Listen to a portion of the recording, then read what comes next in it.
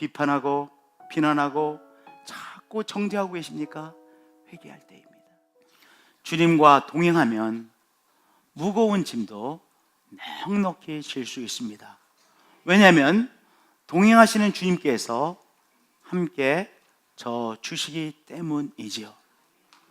정말 귀한 일입니다. 주님과 동행하면 우리의 생각이 점점 주님의 생각을 닮아갑니다. 주님과 동행하면 생각이 닮아가죠. 주님과 동행하면 마음 씀씀이도 예수님의 마음 씀씀이를 점점 닮아가게 되어집니다. 우리의 마음을 우리 자신이 마음대로 하지 못합니다. 그런데 주님과 동행하면 주님의 마음 씀씀이로 우리의 마음 씀씀이가 자꾸 편해집니다.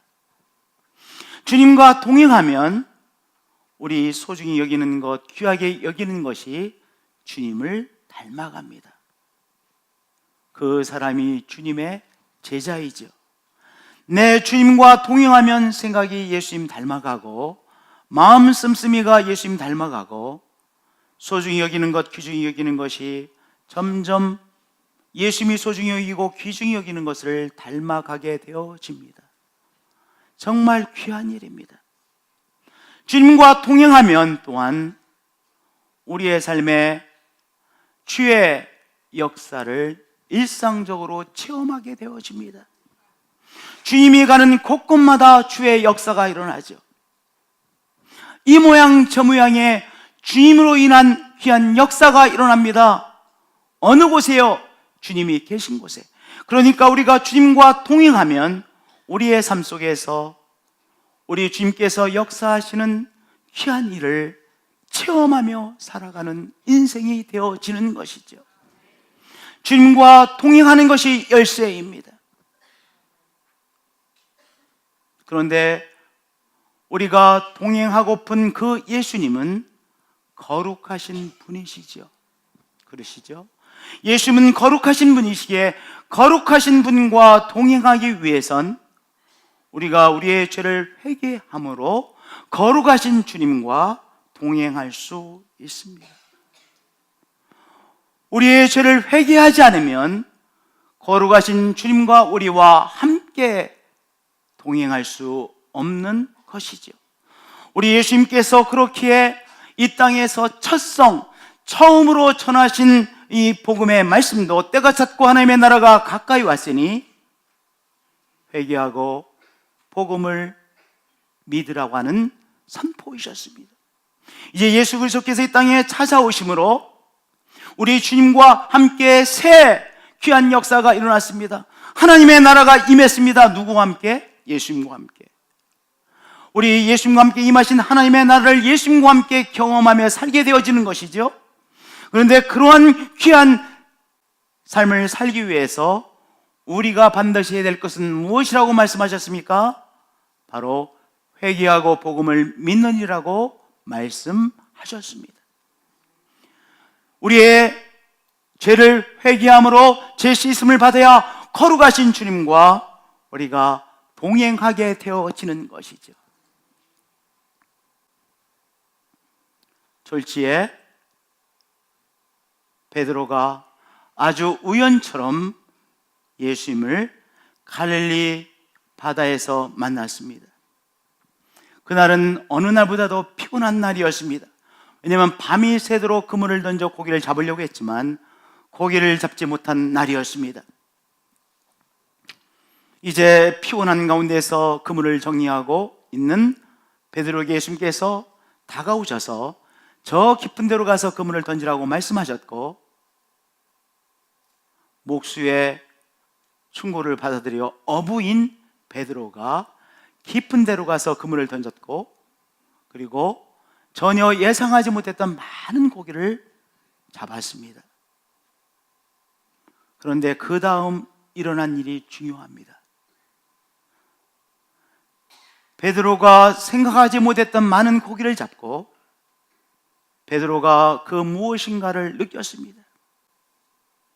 내 앞에 계신 이분이 보통 분이 아니시구나. 내가 이분 앞에 함께 할 수 없는 내가 정말로 죄 많은 인생이요, 허물 많은 인생이요, 연약한 인생이요, 추악한 인생이구나를 깨달았습니다. 그래서 베드로가 예수 앞에 이렇게 회개했습니다. 주여, 나를 떠나서서 나는 죄인입니다.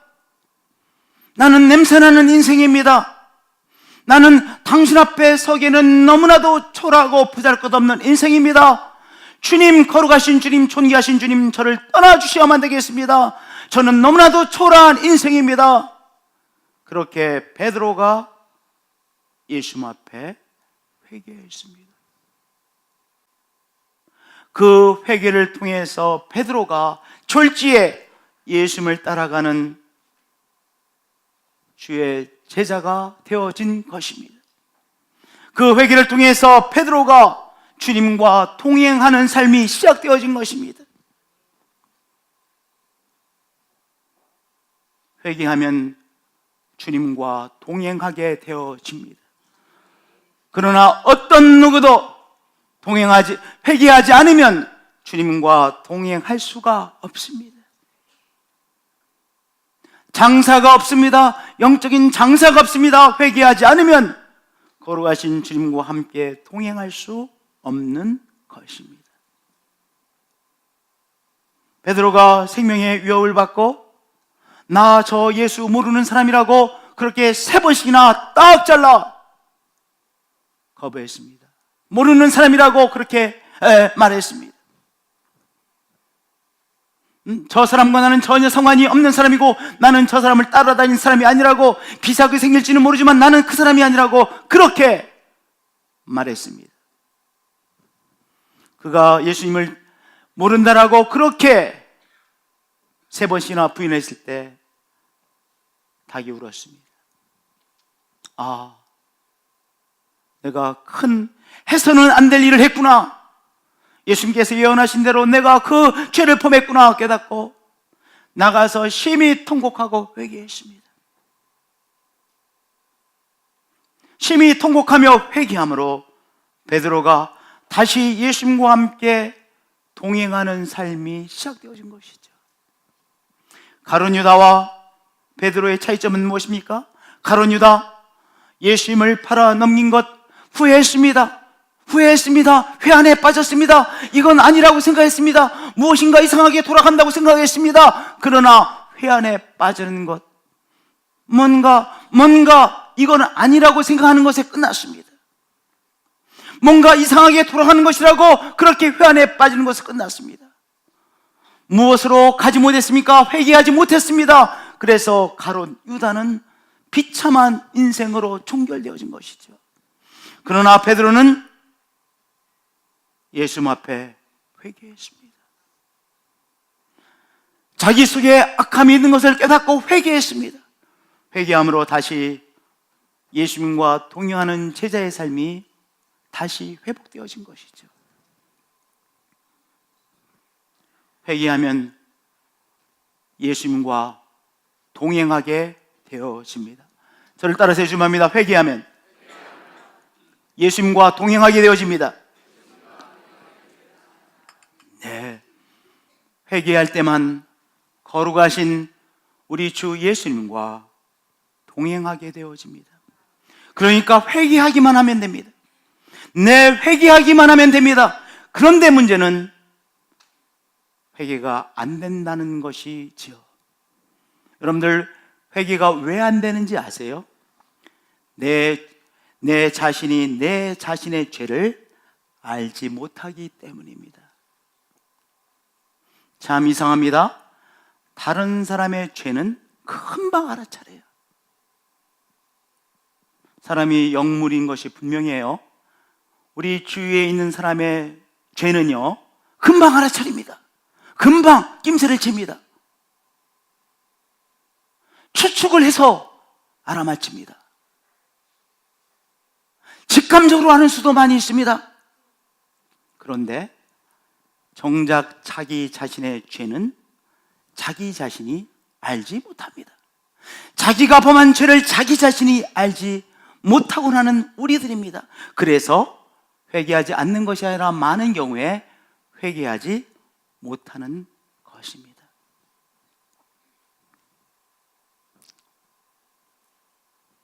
예수님을 십자가에 못 박고 있는 사람들이 있었습니다. 이 예수 그리스도라고 말하는 이 사람은 분명히 십자가에 못 박혀야만 된다라고 확신해서 예수 그리스도를 십자가에 못 박았습니다. 예수님께서 십자가상에서 당신 자신을, 예수님을 십자가에 못 박고 있는 그 일단의 사람들 위해서 이렇게 기도하셨습니다. 아버지, 저들을 용서하여 주세요. 자기들이 하고 있는 일을 알지 못하니이다.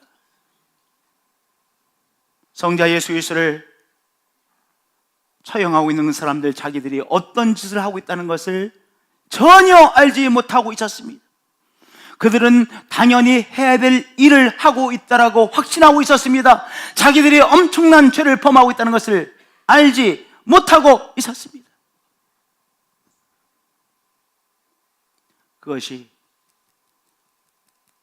우리입니다. 그것이 나 자신의 성향이라는 사실을 우리가 깨달아야 됩니다. 요한계시록 2장과 3장에 보면 이제 초대교회 소아시아에 있었던 7개의 교회에 대한 성경이 말씀하시는 말씀이 기록되어져 있습니다. 그 중에 7번째 교회가 라오디게아 교회입니다. 라오디아 이 지방은 부자 지방이었습니다. 풍요로운 지방이었습니다. 라오디아 교회의 성도들도 나름대로의 부를 누리고 있는 사람들이었습니다. 그들은 그들 나름대로의 이 라오디아 지방과 교회에 대한 자부심이 대단했습니다. 우리는 부유하고 풍요로운 성도다, 풍요로운 교회다, 우리는 다른 교회를 도와주는 교회라고 생각했습니다. 그런데 성령께서 라오디아 교회의 성도들과 교회를 향해서 내 곤고한 것과 가련한 것과 가난한 것과 그 다음에 더 무섭습니다, 눈먼 것과 벌거벗은 것을 알지 못하느냐, 너의 수치를 너 자신들이 모르는구나, 그렇게 알지 못한다라고 성령께서 라오디아 교회의 성도들을 향하여 말씀해 주셨습니다. 발가벗은 채로 살아가면서도 발가벗은 수치를 알지 못하는 것입니다. 정말로 끔찍한 일이죠.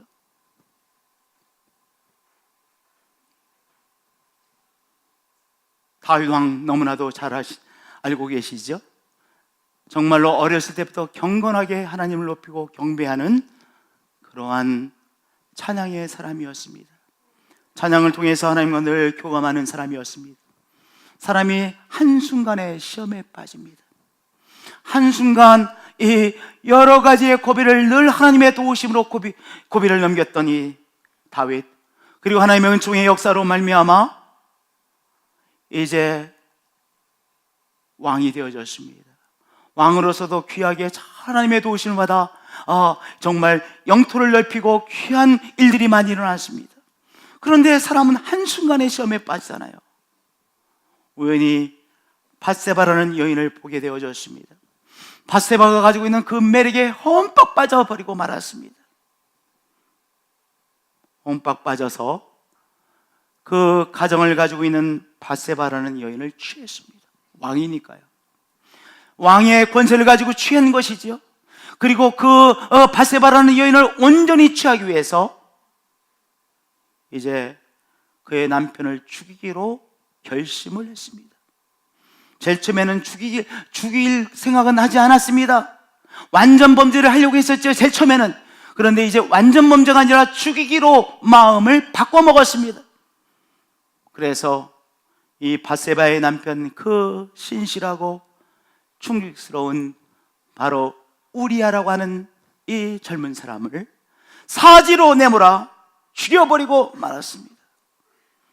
그런데 놀라운 사실은 이제 한 가정을 산산초각을 내고, 그리고 한 여자를 취하고 남편을 죽인 이 다윗이, 그 경건한 하나님의 사람이었던 다윗이 자기가 얼마나 흉측한 죄를 졌다는 것을 자기 자신이 알지 못하고 있었다는 사실입니다. 놀라운 일이 아닙니까? 아니, 이 다윗이 누굽니까? 늘 하나님과 소통하고 교제하고 하나님과 늘 교감하고 살던 이 다윗이지요.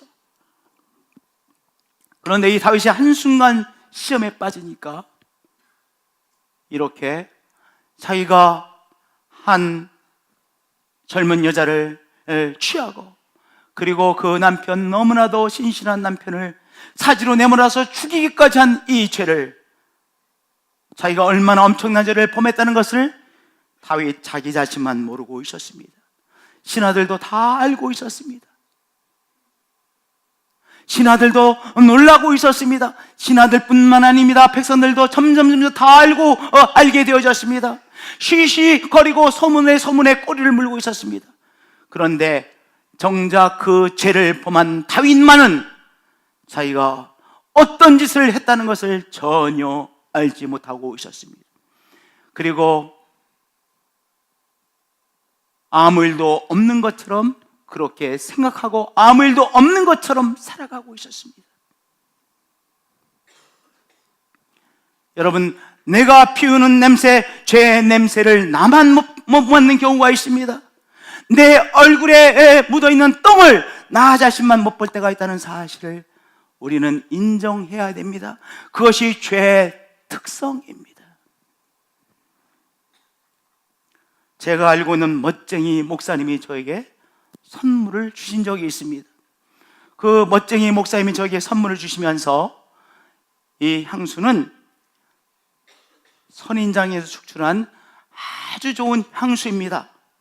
더구나 아주 진한 파란색, 아주 진한 파란색의 케이스에 들어있는, 병에 들어있는 향수를 주시면서 선인장에서 어렵게 축출해낸 아주 귀한 향수입니다.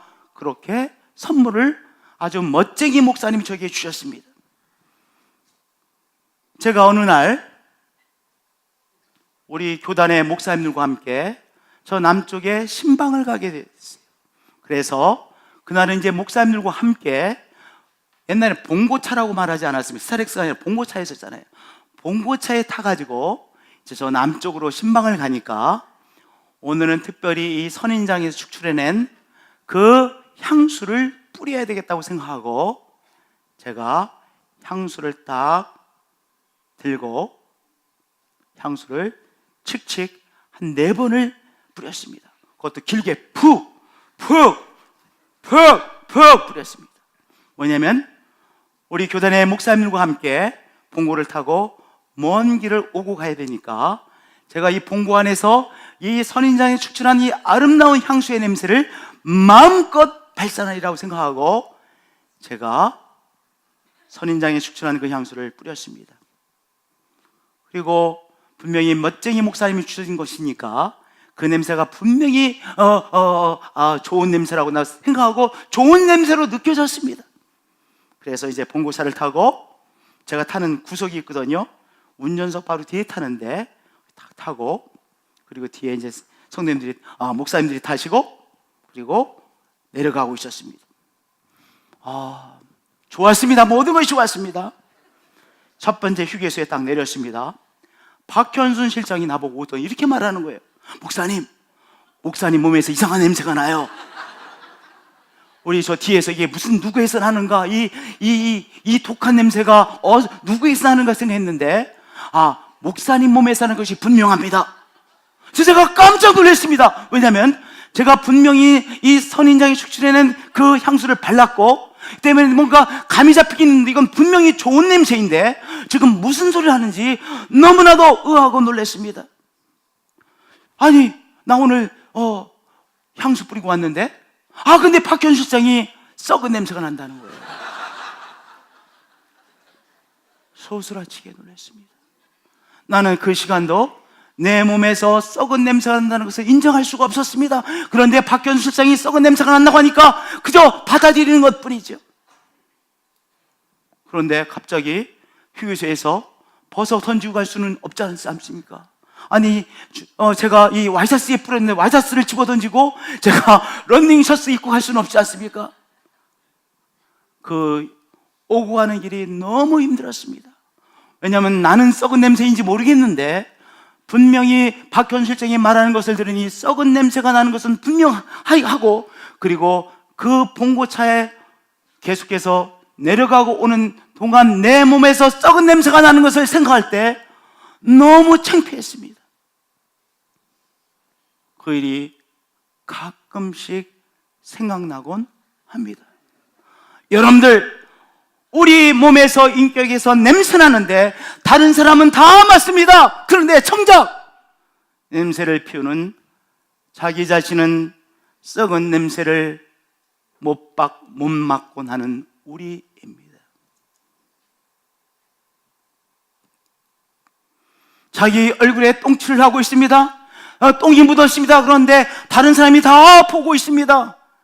그런데 정작 다윗은 못 보고 있고, 정작 우리는 자기 얼굴에 묻어있는 똥을 보지 못하고 있습니다. 여러분들, 죄를 범하는 것 정말 악한 것이죠. 끔찍한 일이죠. 근데 더 끔찍한 일은 무엇인지 아십니까? 내가 범한 죄를 내가 알지 못해서 회개하지 못하고 아무 일 없는 것으로 생각하고 살아가는 것, 그것은 더 끔찍한 일입니다. 다시 한번 반복해 드리겠습니다. 죄를 범하는 것 끔찍한 일입니다. 그런데 내가 범한 죄를 내가 알지 못해서 아무렇지도 않은 것처럼 여기고 살아가는 것, 아무렇지도 않은 것처럼 살아가는 성도의 삶을 살아가는 것, 그것은 정말로 끔찍한 일입니다.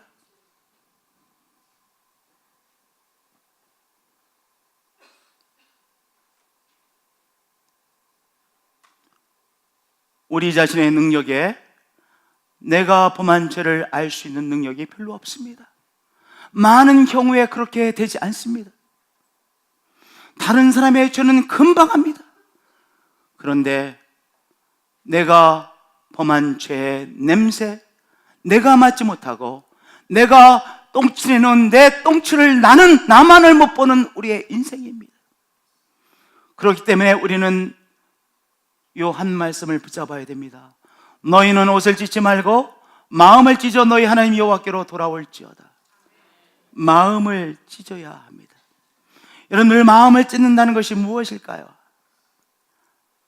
마음을 찢는다고 하는 것은 내가 내 자신의 역한 냄새를 맡지 못하는 것, 나의 얼굴에 묻어있는 똥칠 되어진 것을 내가 보지 못하는 것에 대하여 안타까워하는 것이 바로 마음을 찢는 것입니다.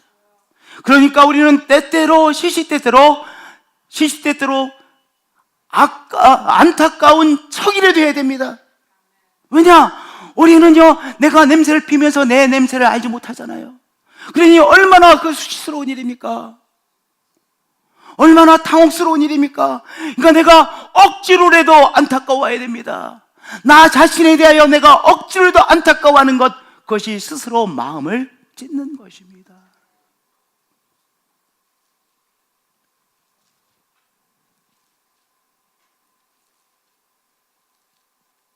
우리 다 창피한 거 아시잖아요. 내가 내 얼굴에 묻은 똥, 내가 그것을 못 보고 있지 않은가? 그래서 억지로라도 상한 마음을 하나님 앞에서 갖게 되는 것, 그것이 마음을 찢는 것입니다. 너희는 옷을 찢지 말고 마음을 찢어 너희 하나님 여호와께로 돌아올지어다. 내가 내 자신의 더러움 보지 못하는 것을 안타까워하고 내 이 더러운 냄새 나는 것을 맡지 못하는 것을 안타까워하는 것입니다. 우리 주님, 내 이 더러움을 내가 좀 파야 되겠습니다. 파야 내가 회개하고 고칠 수 있는 거 아닙니까? 내 냄새 나는 것을 내가 맡을 수 있어야, 비슷한 냄새라도 맡을 수 있어야 이것을 청소할 수 있지 않겠습니까? 회개할 수 있지 않습니까? 좀 맡게 해주세요. 마음을 찢는 귀한 일입니다. 마음을 찢으시는 한 분 한 분들이 되어지실 축복드립니다. 마음을 찢으시는 한 분 한 분들이 되어지실 축복드립니다. 마음을 찢고 하나님 아버지로 신뢰하지 못했던 것을 깨닫는 것이죠. 여러분, 우리가 걱정하고 두려워하고 막 어쩔 줄 몰라 합니다. 당황해 합니다. 왜 그렇습니까? 하나님 아버지께서 나를 정말로 공급해 주시고 지켜주시고 이끌어 주신다는 것을 믿지 못하기 때문에 내가 두려워하고 걱정하고 염려하고 죽게 되었다라고 막 결론 내리고, 그리고 온갖 최악의 것을 상상하곤 하지 않습니까? 우리가 두려워하고 어쩔 줄 몰라하고 걱정하는 것, 그것은 죄가 아닙니까? 죄입니다. 어떤 죄가 있습니까? 하나님 아버지를 신뢰하지 못하는 중요한 죄를 범하고 있는 것이죠. 오늘 마음을 찌심으로 말미암아 내가 하나님 아버지를 제대로 신뢰하지 못하고 있구나, 그래서 내가 전전긍긍하는 어리석은 삶을 살고 있구나, 하나님 아버지를 신뢰하지 못했던 죄를 용서해 주세요. 나의 하나님을 향한 불신을 용서해 주세요. 오늘 마음을 찢는 것이요, 우리가 자복하는 것이요, 회개하는 것입니다. 그럴 때 우리 주님을 신뢰하며 주님과 동행하는 삶을 회복할 수 있는 것이죠.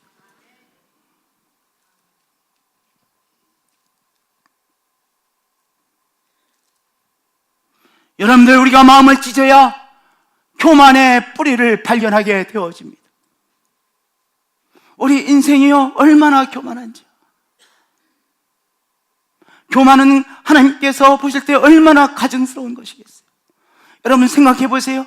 우리가 어떤 인격이 교만하면 우리가 보면 가증스럽지 않습니까? 침을 뱉고 싶지 않습니까? 그런데 우리가 하나님 앞에서 교만하고, 우리가 인생들 앞에서 교만하고, 아나무인 교만 아닙니까? 우리가 얼마나 시시때때로 교만에 빠지곤 합니까? 자기가 교만스러움에 빠져 있음에도 불구하고, 그리고 교만한 것이 얼마나 가증스러운 것인 것을 알지 못하고 교만을 떨며 살아가는 나 자신입니다. 나의 주님 앞에서 안타까움으로 마음을 찢을 때 교만의 뿌리가 발견되어지는 것이죠. 교만의 뿌리가 있구나. 내가 교만해서 그렇게 생각한 것이구나. 내가 교만을 떨었구나. 내가 내 자신의 연약함을 인정하지 않고 내가 대단한 사람인 것처럼 교만을 떨었구나, 얼마나 가증스러운 죄를 범하고 있는지 내가 깨닫고 회개하는 것이지요. 그럴 때 우리 신령하신 주님과 다시 한번 동행의 길을 갈 수 있는 것입니다. 교만의 뿌리가 얼마나 깊은지 모르겠습니다. 교만은요, 실뿌리도 내리고 큰 뿌리도 내리고, 교만이 곳곳에 우리의 인격의 삶의 뿌리를 내립니다. 네, 교만은 가증스러운 것이죠. 우리 교만의 뿌리를 볼 때 정말 내 인격의 가증스러움을 우리 자신이 시시때때로 발견하곤 하죠.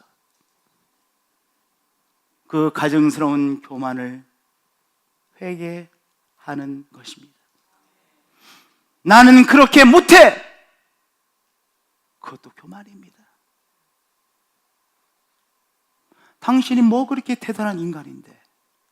우리 다 그런 인간 아닙니까? 나는 그렇게 못해! 개뿔이나 뭘 못해?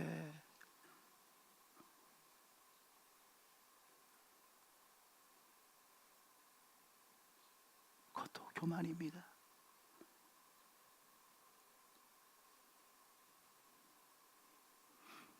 나는 사과 못해! 내가 목사인데 왜 사과를 해? 개뿔이나 사과 못해? 교만이죠. 가증스러운 것이죠.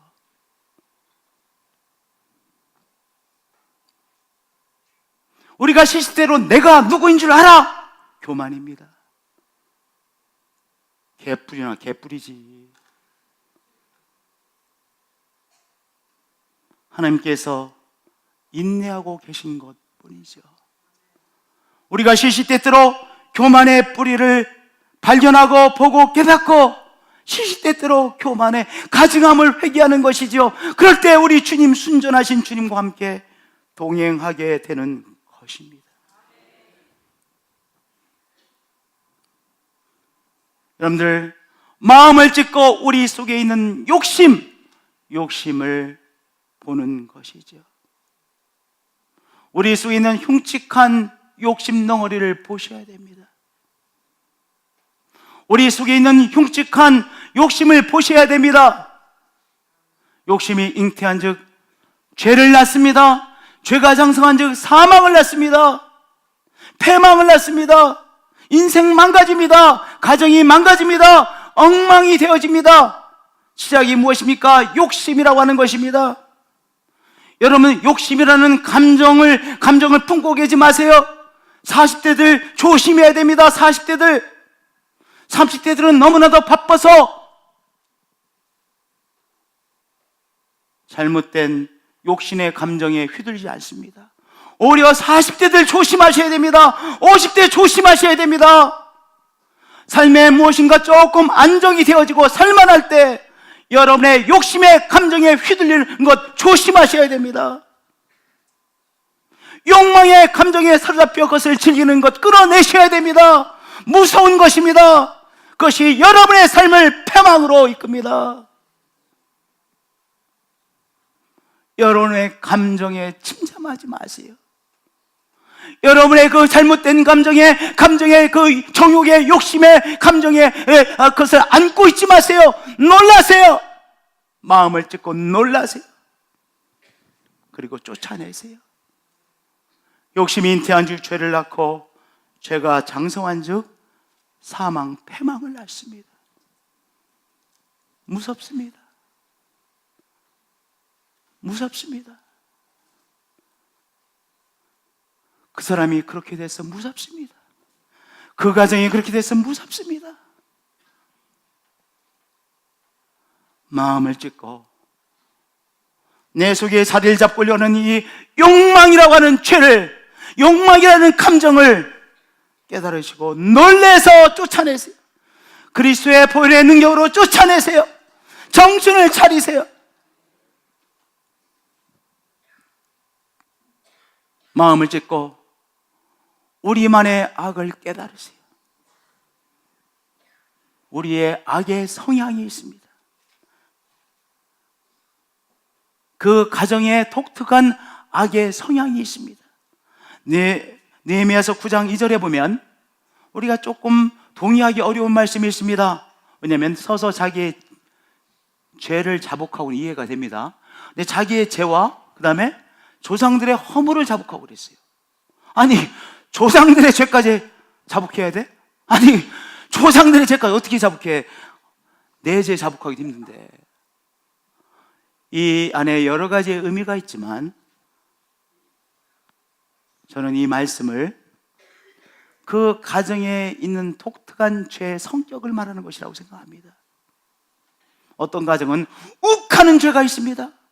그 가정은 할아버지도 욱하시고 아버지도 욱하시고 첫째 아들도 욱하고 둘째 아들도 욱하고 막내도 욱합니다.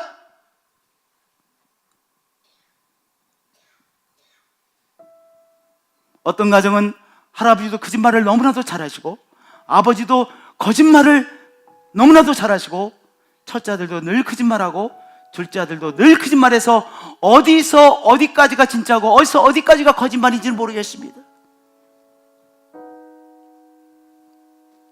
여러분들, 우리 가정을 돌아보시고 우리의 가족이 빠지기 쉬운 죄가 무엇인지를 분별하고 회개하는 것입니다. 나에게 그런 죄의 성향이 있다는 것을 인정하고 회개하는 것입니다. 이 죄의 뿌리를 뽑아주세요라고 겸손하게 주님 앞에 기도하는 것입니다.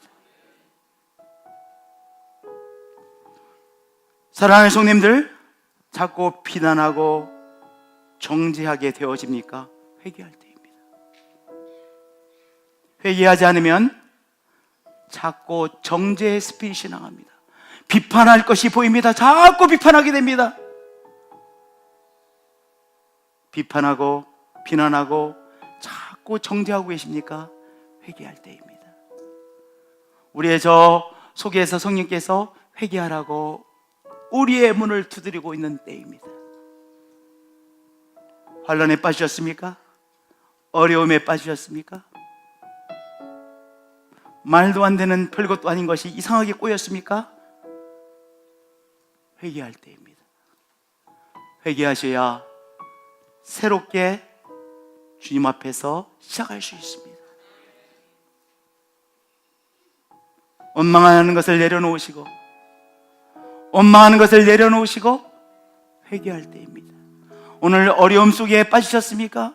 누구 때문이라고 자꾸만 생각이 되십니까? 그것을 다 내려놓으시고 내가 나 자신을 점검하고 주님 앞에 회개할 때구나 하는 것을 깨달으시고 회개하세요. 그러면 주님과 함께 새롭게 시작할 수 있으십니다.